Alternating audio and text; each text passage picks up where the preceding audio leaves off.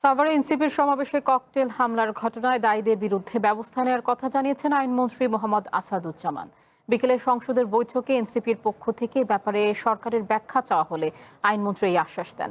সংসদে point of অর্ডারে এনসিপির সংসদ সদস্য আখতার হোসেন অভিযোগ করেন, সোমবার সাভারে তাদের পূর্ব নির্ধারিত সমাবেশে ন্যাক্কারজনক হামলা চালানো হয়।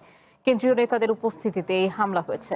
এর আগে সমাবেশ স্থলে বিদ্যুৎ সংযোগ বিচ্ছিন্ন করে দেওয়া হয়।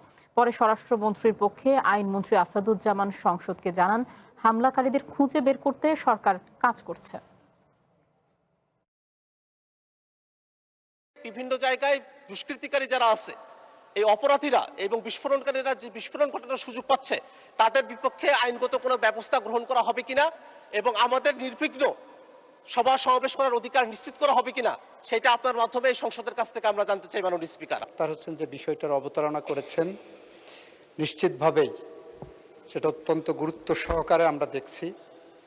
আমরা আশ্বস্ত করতে পারি যে এর সাথে যদি কেউ জড়িত থাকে, তার বিরুদ্ধে আইনিভাবে যতটা পদক্ষেপ নেওয়া সম্ভব, স্বচ্ছতার সাথে ততটা কঠোর পদক্ষেপই সরকার নেবেন।